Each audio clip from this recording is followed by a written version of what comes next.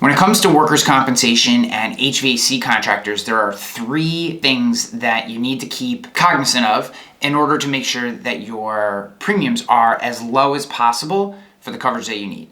The first is you want to make sure that your employees are properly classified. Now, in a contracting business, and this is not just specific to HVAC contractors, but for any contracting business, misclassifications are common. We actually find upwards of 60% of all the businesses that we run into, the classifications, the amount of payroll per job function is wrong. So I've had clerical staff, like the individuals who are answering the phones and taking payments and booking jobs, they're being classified as either workshop employees or actual craftsmen or laborers out on the job. A big one is if you have janitorial staff or you have workshop staff. Janitorial staff being classified as actual workshop staff, and workshop staff being classified as delivery and installation. And the reason this is important is all of these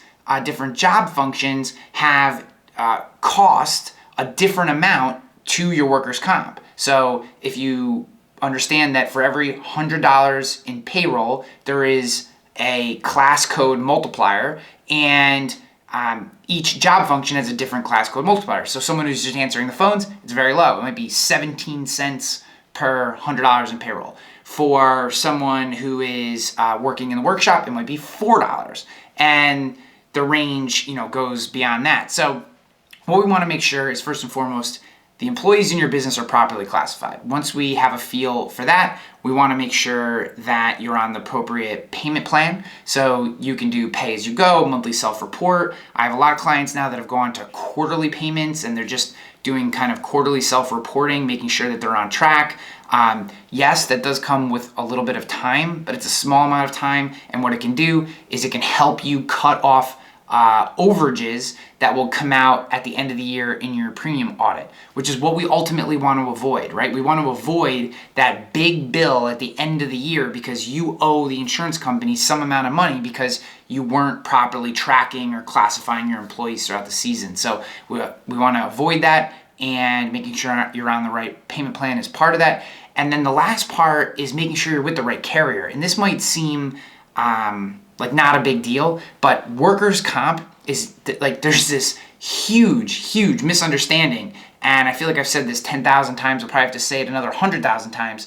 Workers' compensation rates are not, quote unquote, set by the state. Now, they are and they aren't. They are at a baseline level, but they are not from a carrier level. So what that means is when you get to the carrier, every insurance carrier is going to have different loss cost multipliers for each class code. So there are some carriers that dominate restaurants. There's some carriers that have office employees I've seen as low as like 9 cents per $100 in payroll, which is very low. You may not know what that means.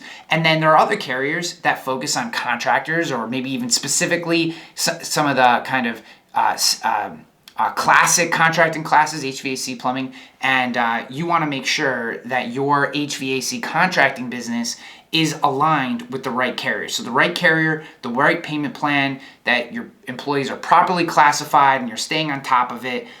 There is a whole nother layer underneath that around injury management, which I'm not going to go into in this video, but understand that just those top three things are going to find you savings somewhere. There's going to be savings in there somewhere. It's different for every business. And then you layer underneath that injury management, and now you're really starting to drive your premiums down over the long term.